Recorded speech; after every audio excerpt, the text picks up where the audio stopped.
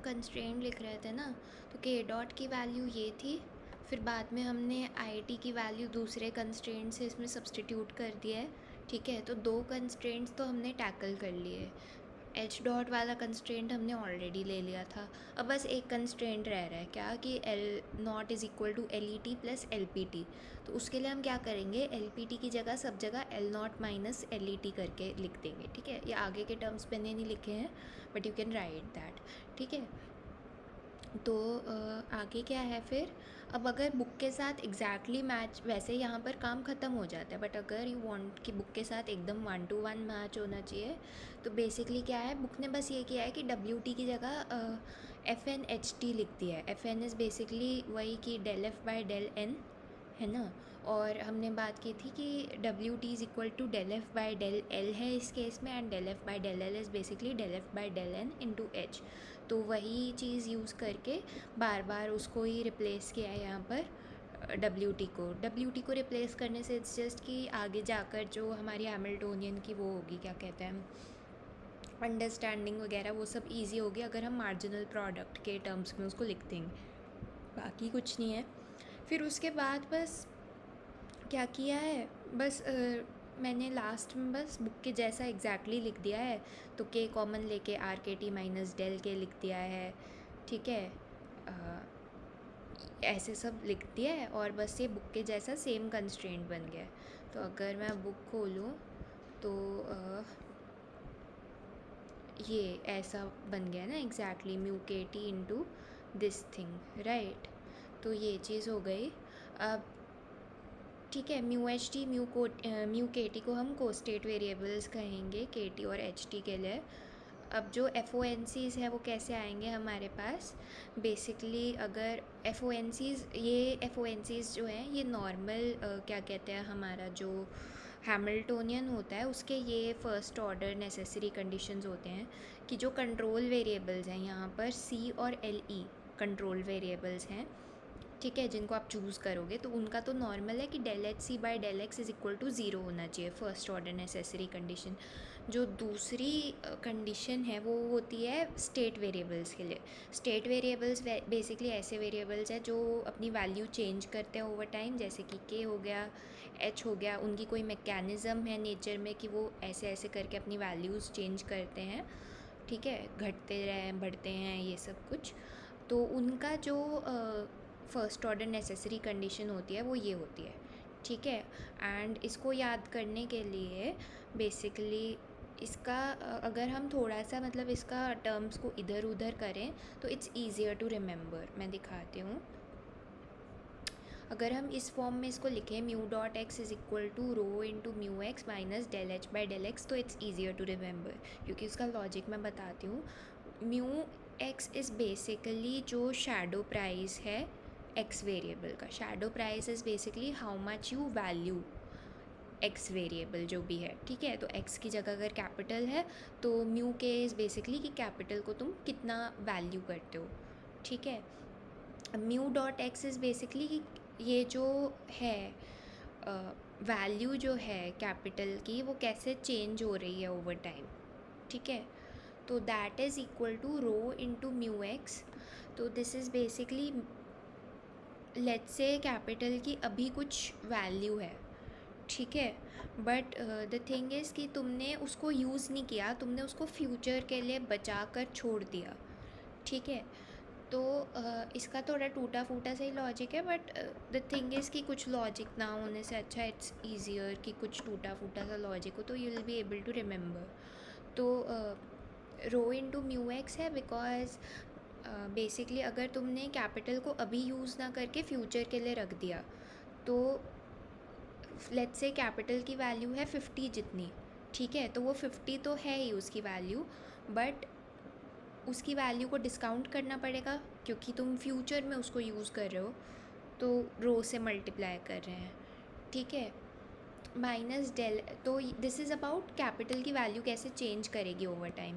तो एक तो ये बात हो गई कि आज जो वैल्यू है उसकी वैसी ही सेम वैल्यू फ्यूचर में रहेगी, बट उसको डिस्काउंट करना पड़ेगा तुम्हें। तो दैट्स वन थिंग। दूसरी चीज़ ये है कि minus del H by del X, तो अगर तुमने कैपिटल को आज बहुत ही ज़्यादा इंटेंसिवली यूज़ कर लिया, तुम्हारे पास एक मशीन है, तुमने उसकी यूज़ कर करके जान निकाल ली आज के टाइम में ही, तो फ्यूचर में उतनी वैल्यू उसकी नहीं रह जाएगी, राइट। एक गाड़ी है जो बहुत ही ज़्यादा यूज़ कर ली तुमने, तो फ्यूचर में उसकी उतनी ज़्यादा वैल्यू नहीं रह जाएगी। तो इसीलिए minus del H by del X show कर रहा है कि वो बेसिकली कितना ज़्यादा कंट्रीब्यूट कर रहा है, कैपिटल जो है वो कितना ज़्यादा कंट्रीब्यूट कर रही है। अगर कैपिटल आज में बहुत ज़्यादा कंट्रीब्यूट कर रही है, मतलब आज के टाइम में you are making it work, do a lot of work, तो बेसिकली इन दैट केस उसकी फ्यूचर की जो वैल्यू है वो उतनी ही गिरती जाएगी, इसलिए ये minus del H by del X है, ठीक है। तो बेसिकली फ्यूचर में वैल्यू कैसे चेंज होगी किसी भी कैपिटल की, दैट इज़ बेसिकली आज जो वैल्यू है उसको डिस्काउंट करना पड़ेगा। And you also have to consider कि अगर आज वो बहुत ज़्यादा इंटेंसिवली यूज़ हो रही है तो फिर उतनी ही कम उसकी वैल्यू रह जाएगी, इसलिए माइनस का साइन है, ठीक है। तो इस तरीके से हम इन इक्वेशन को याद रख सकते हैं। एंड आगे क्या सीन है कि स्टेट वेरिएबल्स के लिए ये इक्वेशंस अप्लाई करेंगी, ठीक है। तो अब अगर हम यूज़ करें हाउस होल्ड एफ एन और एफ के को गिवन लेता है, मतलब marginal product of effective labour और marginal product of capital is not something that you can control, right. तो वो चीज़ है। अब अगर हम इसको सॉल्व करें तो अगर तुम हैमिल्टोनियन को डिफ्रेंशिएट करो विद रिस्पेक्ट टू सी और इक्वल टू ज़ीरो पुट करो तो ये तो बड़े आराम से आ जाएगा। इस कंडीशन का बेसिकली मतलब यही है कि जब तुम ऑप्टिमाइज़ कर रहे होगे एज अ हाउस होल्ड, तो तुम्हारा ऑप्टिमाइजेशन एक ऐसे पॉइंट पर आकर रुकेगा। बेसिकली तुम जब ऑप्टिमाइज़ कर लिया है तुमने, तुम इक्विलिब्रियम पे हो, तो तुम वहाँ पर होगे एक ऐसी पॉइंट पर जहाँ पर ये दोनों इक्वल होंगे। ये दोनों क्या है, दिस इज़ बेसिकली जो मार्जिनल यूटिलिटी ऑफ कंजम्पशन है, एंड ये हमने अभी बात की कि दिस इज़ द वैल्यू, या फिर जो एक तरीके से कहें मार्जिनल यूटिलिटी ऑफ कैपिटल हम कह सकते हैं। तो जब ये दोनों इक्वल होंगे तब हम ऑप्टिमाइज़ कर चुके होंगे, क्योंकि अगर एक भी दूसरे से बड़ा है तो फिर अगर consumption gives you more marginal utility तो you would want to consume more, right.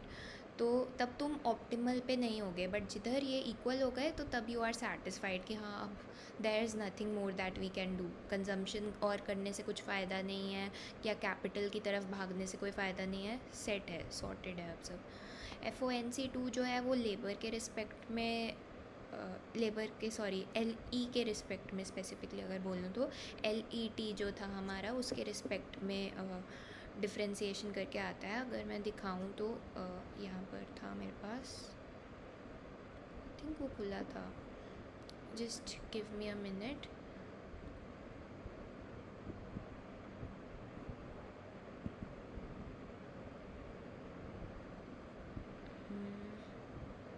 हाँ ये रहा,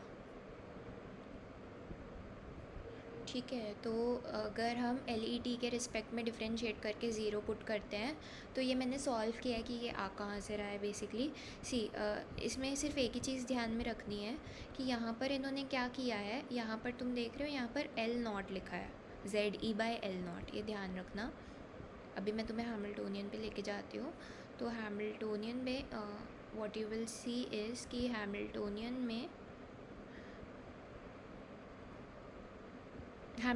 में we had ZE/LET/LT। Basically LT हमें पता है, LT और L0 is basically the same thing, right. तो इसको LT की जगह पर हमने, जब हम सॉल्व करने लगे हैं तो हमने L0 लिख दिया है, ठीक है। तो यहाँ पर LT लिखो, L0 लिखो, बात एक ही है, it's about the total amount of labour, जो कि L0 भी रिप्रेजेंट करता है, LT भी सेम चीज़ रिप्रेजेंट करता है, राइट। तो ठीक है। तो ये बेसिक, अगर हम हैमिल्टोनियन की डिफ्रेंसिएशन करते हैं विद रिस्पेक्ट टू L तो हमारे पास ये आ जाता है, ठीक है। एंड इसमें मैंने स्टेप्स दिखाए हुए हैं, बेसिक स्टेप्स है, कुछ ज़्यादा है नहीं इसमें। और फिर इसको थोड़ा बहुत सॉल्व करते हैं, HT कट रहा है, अगर माइनस को बेसिकली इधर भेज दे तो दिस विल बिकम 1 - SE। तो ये सब यूज़ करके हमारे पास वो आ जाएगा जो बुक में FONC गिवन है, ठीक है। एंड इसका बेसिकली चैट GPT ने मतलब ये बोला, इसमें जो मतलब है उससे थोड़ा अलग चैट GPT ने इसका मतलब बताया।